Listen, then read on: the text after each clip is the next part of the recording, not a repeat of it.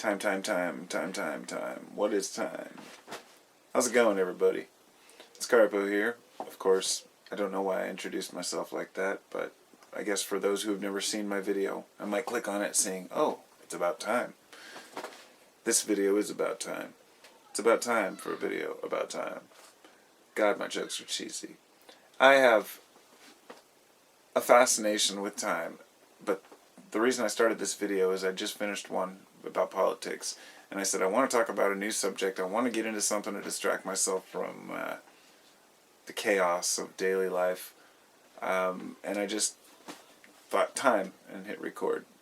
So off the cusp, you know, it's one of those things. Oh gosh, man, what do I say? No, I wanted to. I'm fascinated by how different time is for us as individuals, and how different time perceptions of how fast time is passing, such as intense experiences, seeing your life flash before your eyes, that kind of thing, or a DMT experience, psychedelics, things like that, or just being really into something and working hard at it, and all of a sudden time has flown by. So it can be going by slow or fast, and also how if you put two clocks on different vessels, one on a 747 or a shuttle, and fly it really fast around the planet, it actually will be at a different time than the one on the ground, because time is relative to how fast you're going and how much gravity is there. So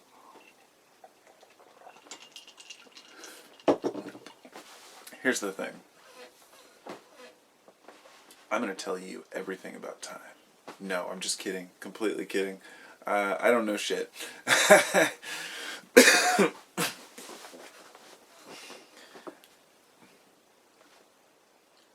The time that we're here, the time, making the most of time while we're here, is so important on this planet. And because of that, and because of how much we've gained in understanding about our environment and our world, there's one thing we still are always lacking, that science cannot yet explain, and I don't think ever will be able to, and that's the fascination with the afterlife and with where we go after we die. And I myself, I won't deny that I've been utterly fascinated with this topic since I was younger. I tend to be considered a critic, let's say, when I talk about things with my mom, for example, because she's one of the few people I discuss things like this with, because that's why I talk about it on YouTube, because not a lot of my friends are into the occult, the mysteries, things like that. In fact, really none of them. So I kind of have to get my outlet here. And ghosts and afterlife and spirits, all these things fascinate me. I've always wanted to communicate with something, but at the same time don't, because I've heard so many stories, I've read a lot about things, opening doors. I'll just say this, I'll start when I was younger. I lived with my friends when I was about 21 or 22, and I moved down to like Barbara Boulevard near Portland with my friends Ed and Leslie, and they were brother and sister. And Ed went to school there, and Leslie worked at a coffee shop, and I lived there, and there was another guy. One night on Halloween, we decided to get a Ouija board, and we made one out of a pizza box. Made our own made a Ouija board. It's not hard. We went upstairs, and we spoke a little seance with candles and everything. I'd never done it before. None of us really expected anything to happen. Needless to say, something did indeed happen, and we thought it was a joke. Somebody must be moving it. They kind of backed off and let go. They're like, come on, who's doing that? You know, anybody who's used one knows that, sure, you can be forcing it. The name it spelled out by the end, it was, I wish I could remember it, and I'm glad I probably forgot it. It's probably a good thing. It was the first and last name of an 18th century person, you could tell. And we asked it a few questions, and then we just threw it in the fireplace and burned it. Never talked about it again. And this was in like 96, 97. So it's been about 20 years now. And, you know, in this time, it's not that I've ever denied that there's another realm of existence. It's that I'm very matter of fact, and I need to see evidence about things, and I don't think that I'll be able to ever convince myself 100% that of what that consists of. The consciousness, the ability for our consciousness to leave our body and be in another place. The stories I've read, one or two, well, you could chalk that up to chance, or, there are a lot.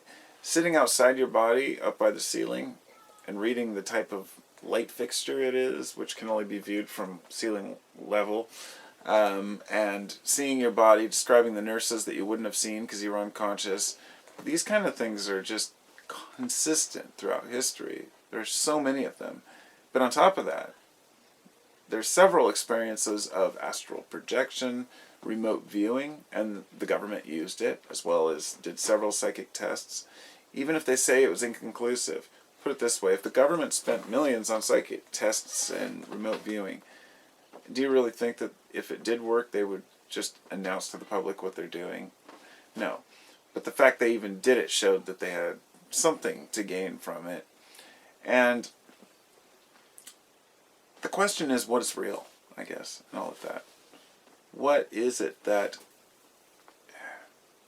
Because in this realm, it would appear, because I know I started this video on time, but now I'm into ghosts. Time and ghosts. Time doesn't seem to exist in this realm for the afterlife or for ghosts. And we're told if you die, you could spend 1,000 years there and then just suddenly come back, but it could only be a few weeks here on Earth. The time really is relative to dimensions, to places.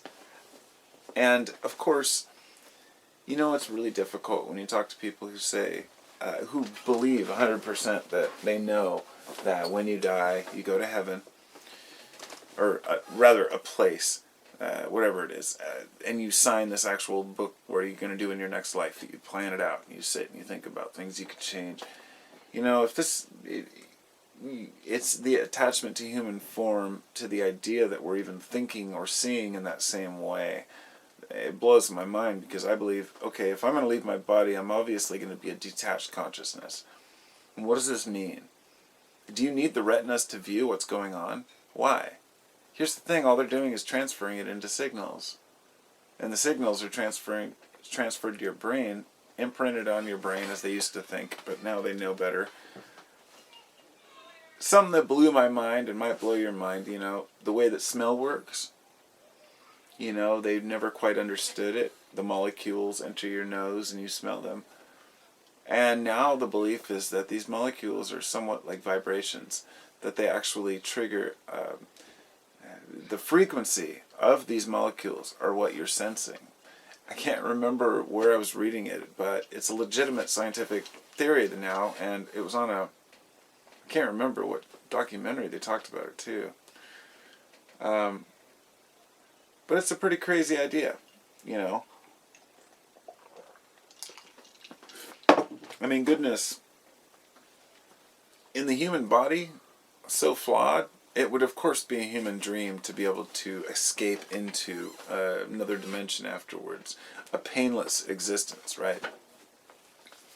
But I'll tell you, after you've kind of lost touch with your body for a while, let's say you maybe somebody got too high or went on a psychedelic journey and went too far, when you come back to it, you really revere and respect your consciousness.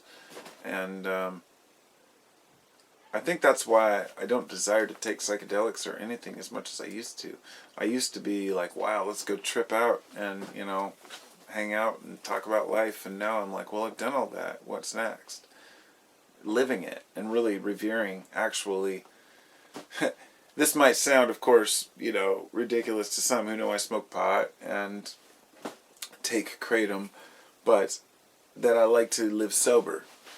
I don't like to get high. I just like to keep and maintain a certain level of functionality while at the same time relaxation. And it's almost like maintaining brain chemistry. It's like a kind of a ritualistic thing. I have several different compounds that I use at different times. Some like ashwagandha or mucuna or canna, which is Scletium tortuosum. Anyhow, some of these substances seem to dilate time, and they also seem to give you a connection with the ethereal realm, if you will, and that kind of stuff is pretty amazing to me. I like talking about this stuff because I can be open about it and not give a damn that I might sound, I don't know, wishy-washy, not quite sure, because I'm very much a skeptic about all occult claims, all spiritual claims. The New Age mysticism, I have to call it out for what it is. A lot of it's just charlatans trying to make a buck. And I think that's important because people are paying into it. I've heard from people personally, one guy he told me he spent upwards of like $50,000 trying to fix himself before he realized that he had made mistakes. Self-help tapes, and then moving up to like lectures and going and having private readings to, there's always somebody that wants to take your money to think that they can help you in your life. In my heart, with the things I've learned, there's nothing I'd love more than to be able to actually like sit down with people and say, hey, this is what has helped me, and to share that with people, and to do it free of charge, and to assist those around me who need help. But I don't even feel confident enough in myself, knowing that I have so many flaws, and wondering what it is about us that can we ever really achieve any degree of real comfort in life. Because once you're comfortable, it's like you fall apart. You have nothing to do, nothing to live for. I live for challenges, And when things happen that challenge us, I don't know.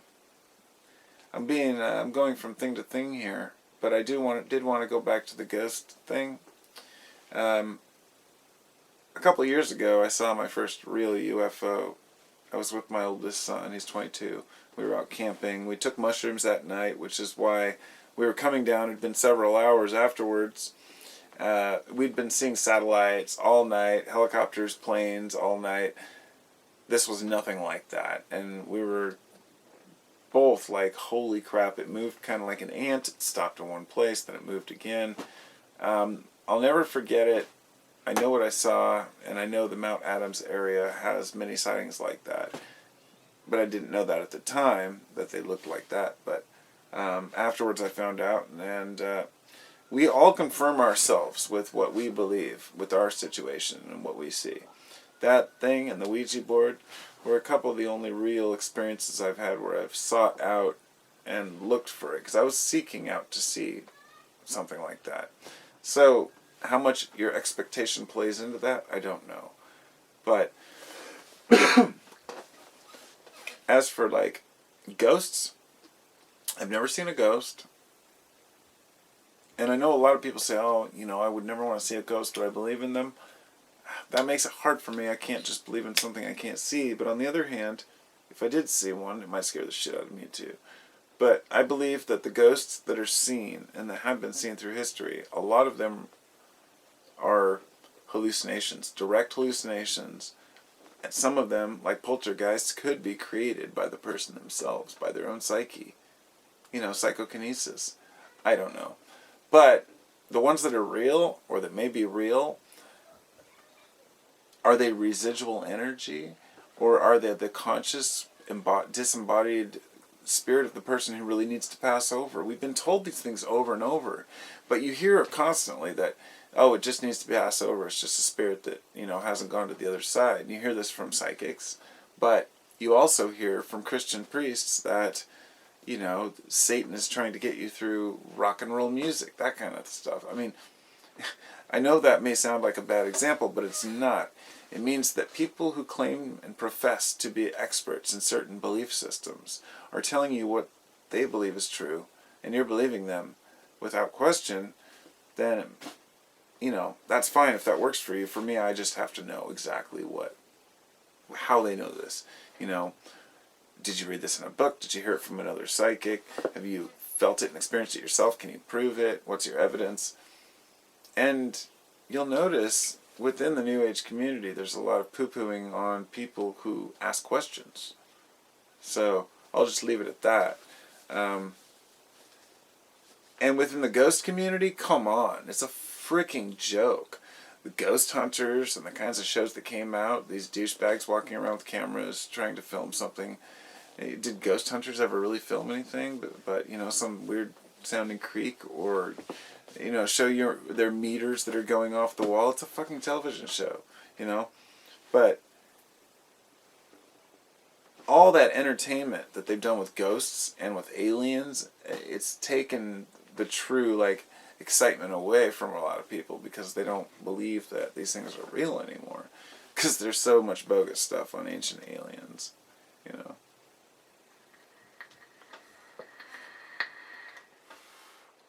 I don't know. I don't know what to believe. I don't know what's real. I mean, I know what's real to me.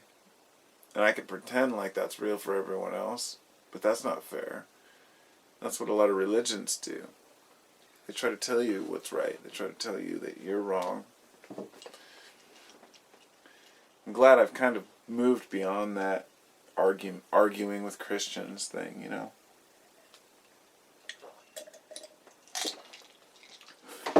It's probably because when I first got on YouTube, if I saw a video that was calling out bullshit, I would always comment on it and then end up arguing with somebody about something.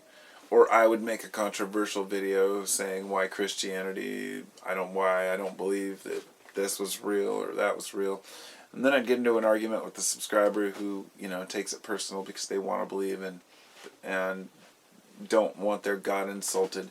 I understand that, and that's why over the years it's like tolerance becomes something that you learn. It's one of those maturity aspects. Hopefully when a person grows up, they can get past some of their earlier subjective beliefs and opinions and just become a better person by allowing others to live their lives and trying to understand that we all have different needs, that we all really are different in a lot of ways, you know.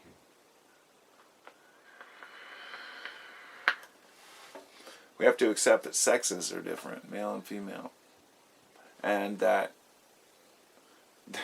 different races have different genetics. We have different needs. Although we're different on the outside, yeah, we're probably different on the inside too. We have different mental makeups, different ways we act, different tendencies, different diseases that we're prone to. You know, life is complicated. I think that the whole PC thing is coming to an end really quickly here, and you know, we need to just open up the way we truly feel about things so we can get shit off of our chests and get it out of the way. And I'm talking about everything: politics, religion, ghosts, time. You know, the beliefs that we have that we're afraid that people might find out and then call us out on. Everybody needs to just freaking strip down their bare essentials to the naked truth of what they think, so we can really like see who we are, because there's so many facades out there, you know what I mean?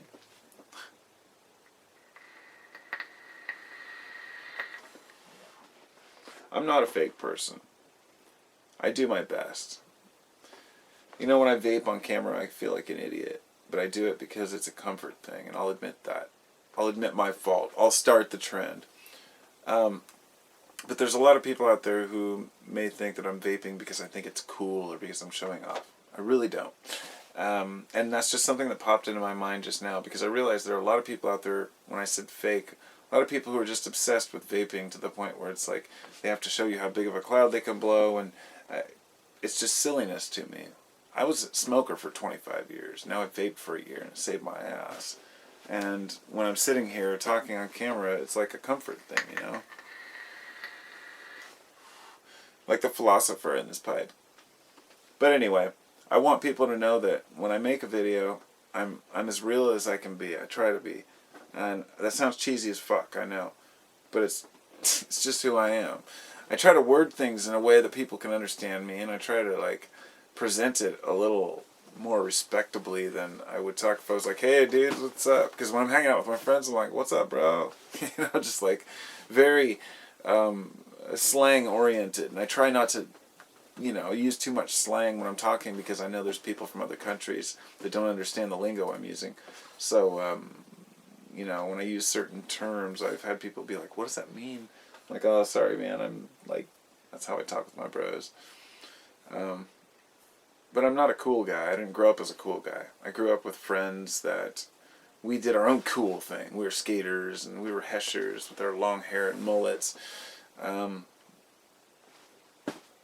just, as a youngster, tried to, you know, I tried to be cool like everyone else. I wanted to fit into somewhere, you know, have a clique. And nowadays I'm just an average Joe, you know, and I understand that. We're all average Joes. But we all also are eccentric people. We all have something to contribute. We're all special in our own little way. And it sounds cheesy, but like I said, cheesy as fuck again. But lay it out on the table. You know, shout out to Menthol if you're out there.